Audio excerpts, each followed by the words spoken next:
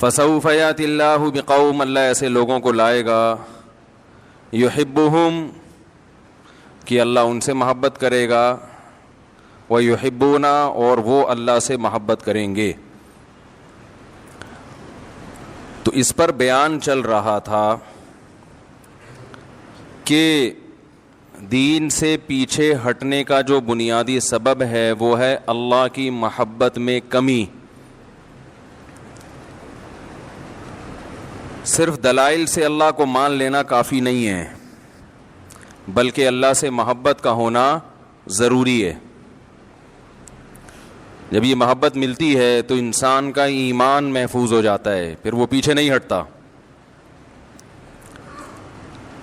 بلکہ اگر محبت کسی غلط چیز سے بھی ہو جائے جس کا غلط ہونا دلائل سے ثابت ہو، پھر بھی انسان اسے حاصل کرنے کی کوشش کرتا ہے۔ تو اب آپ سوچئے کہ جب غلط چیز کی محبت انسان کو پیچھے نہیں ہٹنے دیتی تو صحیح چیز کی محبت کیسے پیچھے ہٹنے دے گی اس کو؟ لوگوں کو جو ناجائز عشق ہو جاتا ہے، یہ صحیح محبت ہے یا غلط ہے؟ ان کو پتہ بھی ہوتا ہے غلط ہے، اس سے صحت کا نقصان، ملنے والا کچھ بھی نہیں ہے، لیکن پھر بھی گھل گھل کے پاگل ہو رہے ہوتے ہیں۔ جیسے وہ شاعر نے کہا ہے نا کہ ہم فراق یار میں گھل گھل کے، شعر جو اصل تھا وہ تو مجھے یاد نہیں رہا، اس کی جو نقلی بنایا وہ یاد رہ گیا۔ ہم فراق یار میں گھل گھل کے، کچھ اصل یہ تھا کہ دبلے ہو گئے، تو شاعر نے اس کو چینج کر دیا کہ آج کل کے عاشق اللہ اس کے رسول کے عشق میں دبلے ہونے کے بجائے کھا کھا کے موٹے ہو رہے ہوتے ہیں۔ تو اس نے یوں کر دیا، ہم فراق یار میں، فراق یار کا مطلب یار کی جدائی، اللہ کی محبت، رسول کی محبت، اتنی محبت کے گھل گھل کے ہاتھی ہو گئے ہیں۔ انسان جب گھلتا ہے تو ہاتھی بھی سمٹ کے ہرن بن جاتا ہے، لیکن ہم اللہ کی محبت میں گھل گھل کے، بولو بھائی، ہاتھی ہو گئے۔ کہہ رہے اتنے گھلے رستم کے ساتھی ہو گئے۔ رستم پہلوان اور بھولو پہلوان اب آپ کو دیکھ کے شرم محسوس کر رہے ہیں۔ تو یہ بھی اللہ اور اس کے رسول کی محبت کا ایک اسٹائل ہے کہ آپ رسول کے عشق میں کھاتے زیادہ ہیں، سمجھ رہے ہیں نا؟ کیونکہ وہ نبی کی محبت کا جو طریقہ آپ نے ایجاد کیا، اس میں کثرت سے روزے اور کثرت سے تہجد، کہ رات کو آپ اللہ کے سامنے کھڑے ہو کر اپنے آپ کو تھکائیں، اس سے بھی انسان دبلا ہو جاتا ہے نا۔ کیا ہو گیا ہے؟ کیا ہو گیا بھائی؟ اللہ کی محبت میں اپنے آپ کو آپ نے تھکایا، بھائی پہلے ہی صحیح تھا یار، اس کو کیا چھڑ دیا آپ نے؟ الفلاحیہ کا قیامت کی بڑی بڑی علامات میں سے ایک علامت یہ ہے کہ الفلاحیہ کا اسپیکر صحیح ہو جائے گا۔ الفلاحیہ کا اسپیکر ٹھیک ہو جائے گا، بڑی بڑی علامات میں سے بہت بڑی بڑی علامتیں ہیں۔ کہ ایک علامت یہ آئی تھی کہ جنرل مشرف پہ مقدمہ چلے گا، قیامت کی بڑی علامت۔ ایک یہ تھی کہ الطاف بھائی واپس آ جائیں گے، ٹھیک ہے نا۔ ایک علامت یہ بھی بیان کی جاتی تھی قیامت کی علامات، اور بھی بہت ساری ہیں، لیکن وہ سیاست کی طرف چلا جائے گا معاملہ۔ ملک میں کرپشن کا خاتمہ ہو جائے گا۔ تو ایک بہت بڑی علامت یہ ہے کہ الفلاحیہ کا لاؤڈ سپیکر صحیح ہو جائے گا۔ تو ابھی بھی صحیح نہیں ہے، جو مجھے آواز میں نا مشکل ہو رہی ہے، آواز مزیدار نہیں ہے، ہر آدمی چھیڑ رہا ہے اس کو۔ اس کا کوئی کچھ سسٹم بنائیں، یہاں کیمرہ لگائیں، جو سیٹنگ ہے نا اس کو ہر ایک چھیڑتا ہے، بس جو بھی ہے یہ چھیڑ رہا ہے کوئی لازمی، یہ پری پلان کے بغیر نہیں ہو سکتا۔ میں نے بہت اس میں اچھا گمان رکھا کہ نہیں یار نہیں ہوتا، جنات آ کے کرتے ہوں گے، ایسا نہیں ہے، یہ کوئی بندہ آ کے باقاعدہ چھیڑتا ہے اس کو۔ دشمنی ہوگی کسی کو ہم سے، کسی سے قرض لے کے ہم واپس نہیں کر رہے ہوں گے، کوئی چابی بنوائی ہوئی ہے کسی نے دوسری، میرا خیال ہے، یہ حقیقت بتا رہا ہوں، آپ اس کو مذاق نہ سمجھیں۔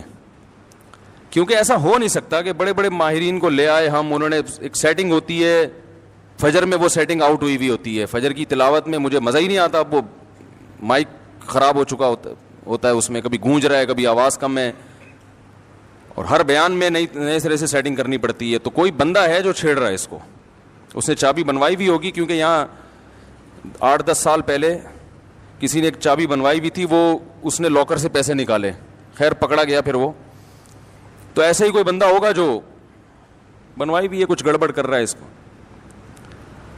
یہ سنجیدگی سے اس کو نوٹ کریں.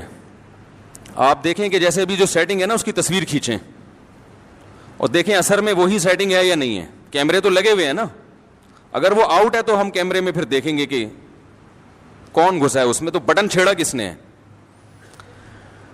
یہ جو جنات ہیں نا یہ نہیں کرتے کام.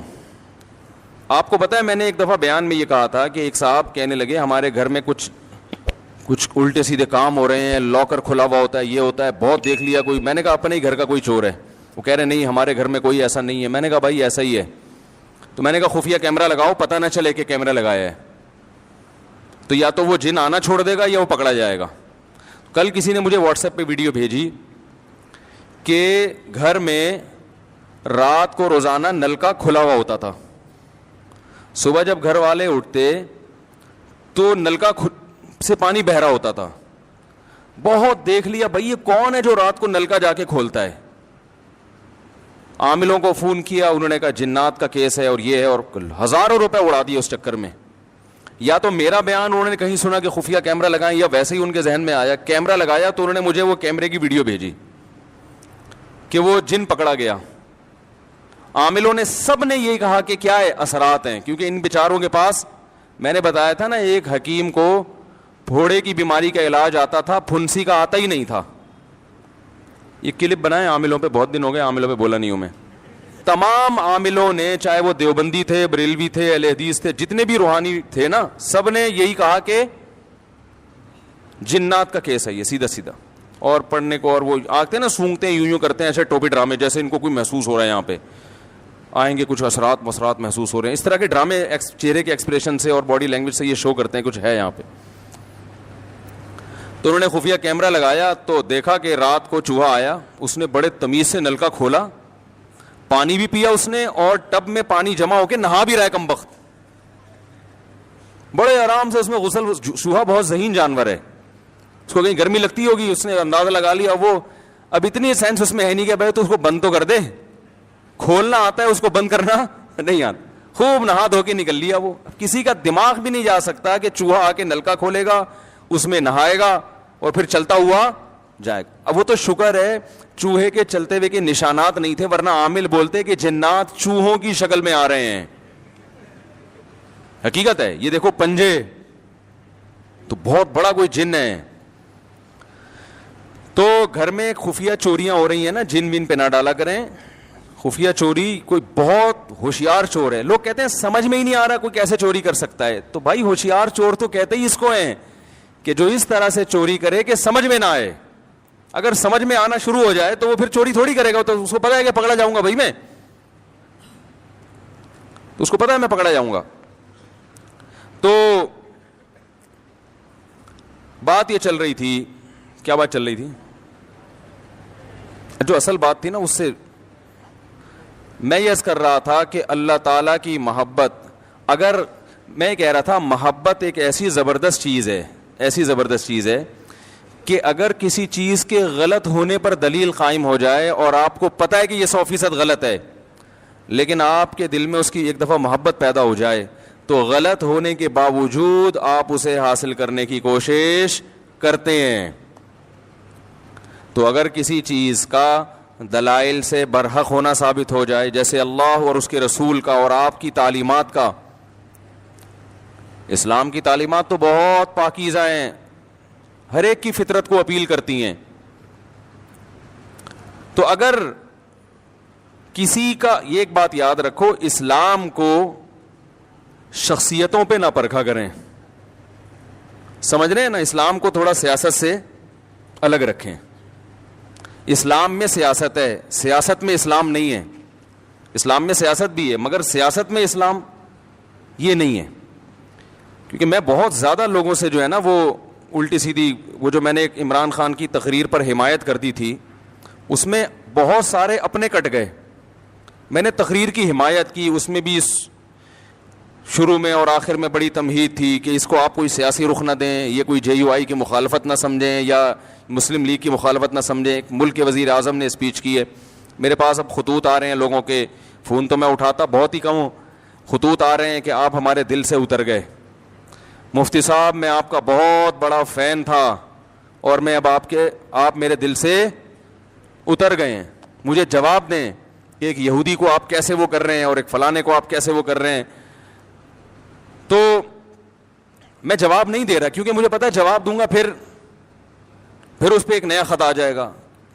اس لیے جواب نہیں دے رہا کہ آپ میں جواب کا تحمل نہیں ہے, برداشت نہیں ہے, برداشت نہیں ہے. آپ یہ چاہتے ہیں کہ یعنی اس بنا پر بھائی آپ اختلاف کرو نا, بولو بھائی مفتی صاحب آپ نے جو وزیر اعظم کی تعریف کی غلط کی ہے, اس کا دل سے اترنے سے کیا تعلق ہے؟ کوئی شرعی مسئلہ تھوڑی میں نے بیان کیا ممبر پہ بیٹھ کے. اب بولو بھائی جو آپ دین کی باتیں کر رہے ہو ماشاءاللہ وہ تو بڑی زبردست ہیں, تو اس معاملے میں ہم آپ کے پہلے بھی فین تھے, اب بھی فین ہیں. سیاست کے معاملے میں جو آپ نے یہ بات کی ہے وزیر اعظم کی تقریر سے ہم آپ کے متفق نہیں ہیں, ختم ہو گئی بات. مثال کے طور پر میں اگر کوئی میڈیکل سائنس کی بات کروں, میں بتاؤں شوگر کی ایک فلاں دوا ہے, میں نے ڈاکٹر سے سنا ہے بڑی زبردست ہے, آپ نے اس سے بڑے ڈاکٹر سے سنا کہ وہ زبردست نہیں ہے, تو میں آپ کے دل سے اتروں گا؟ بولو نا بھائی, دل سے اتروں گا؟ آپ بولیں گے یار میڈیکل سائنس میں انہوں نے ایک بات کہی ہے ان کی رائے کے مطابق, دوسرے ڈاکٹر نے تو اس کے خلاف کہا ہے. اب آپ کے پاس دونوں آپشن ہے, اس کی مانیں ہمارے والے ڈاکٹر کی مان لیں, دل